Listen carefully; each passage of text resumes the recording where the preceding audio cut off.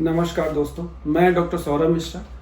आज एक बहुत ही इम्पॉर्टेंट टॉपिक टेस्टिकुलर टॉर्सन पे डिस्कस करूंगा। दोस्तों, इस कंडीशन की इम्पोर्टेंस इस वजह से है क्योंकि ये एक ऐसी इमरजेंसी होती है कि जिसमें अगर आपने विदिन 6 आवर्स पेशेंट को ट्रीटमेंट नहीं पहुंचाया तो अपनी टेस्टिस लूज कर जाता है। दोस्तों, टेस्टिकुलर टॉर्सन एक अनकॉमन प्रॉब्लम है जिसमें कि जो टेस्टिस है वो अपने कॉर्ड, जिस कॉर्ड के थ्रू उसको ऊपर से सारा ब्लड सप्लाई आ रही होती है, नर्व सप्लाई आ रही होती है, उस कॉर्ड पे रोटेट हो जाता है, जिसकी वजह से वो जो कॉर्ड होती है वो ट्विस्ट हो जाती है और पूरी की पूरी ब्लड सप्लाई कट ऑफ हो जाती है।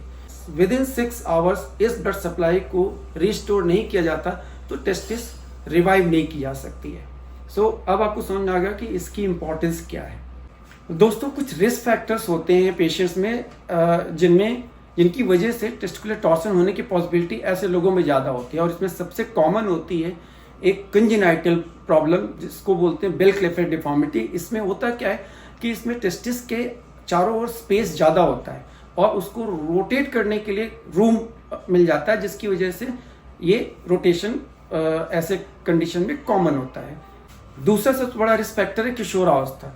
दोस्तों, टेस्टिकुलर टॉर्सन सबसे कॉमन 14 से 20 ईयर्स एज ग्रुप के होता है क्योंकि इस कंडीशन में अचानक टेस्टिस का साइज बढ़ता है और वो अपने कॉर्ड के कंपैरिजन में वेट सडनली इंक्रीज होने की वजह से वो रोटेट होती है।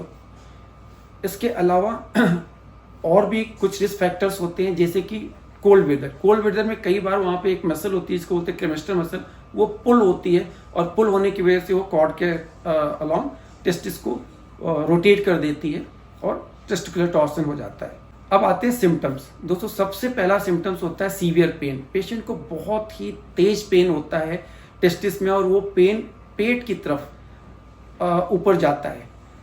इसके अलावा ये पेन के साथ साथ पेशेंट को उल्टी हो सकती है। अगर आप एग्जामिन करते हैं तो आप देखेंगे कि ये जो टेस्टिस है ऊपर की ओर रिट्रैक्टेड है। दूसरा, कुछ टेस्ट होते हैं जैसे कि एक टेस्ट होता है प्रेनसाइन, जिसमें आप टेस्टिस को सपोर्ट करते हैं।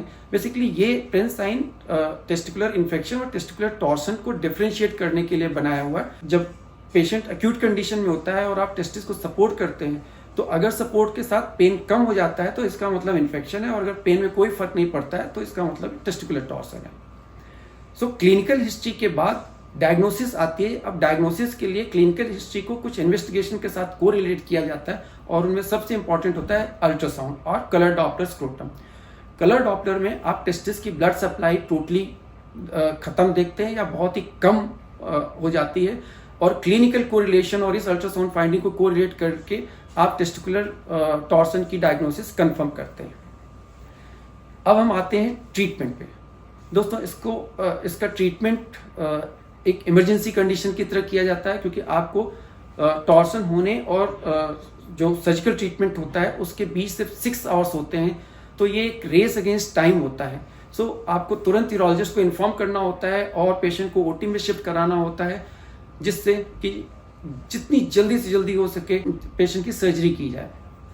दोस्तों, सर्जरी में आप स्क्रोटम एक्सप्लोर करते हैं और टेस्टिस को डिलीवर करते हैं। अगर देखते हैं कि टेस्टिस सेव की जा सकती है तो उसको आप डी रोटेट करते हैं और वेस्कुलरिटी आने का वेट करते हैं। अगर वो वेस्कुलरिटी अगले कुछ मिनट्स में आ जाती है तो आप उसे प्रोटेक्ट करते हैं और टेस्टिस को फिक्स कर देते हैं।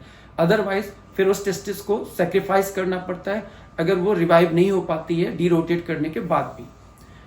दोस्तों, यहाँ पर ध्यान देने की बात यह है कि ये कंडीशन दोनों साइड में होती है। तो अगर एक साइड टॉर्सन हुआ है तो ये चीज़ की काफ़ी पॉसिबिलिटी होती है कि कुछ टाइम दूसरी साइड में भी टॉर्सन होगा।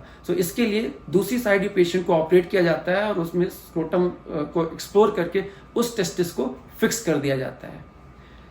अगर देखा जाए तो ये जो ट्रीटमेंट है या जो सर्जरी है डे केयर की तरह है, लेकिन टाइमली सर्जरी होना सबसे इम्पॉर्टेंट है। फाइनल चेकअप 1 महीने के बाद रिपीट किया जाता है कलर डॉपलर करके कि सारी चीज़ें वेस्कुलरिटी एटसेट्रा सब कुछ बिल्कुल ठीक है।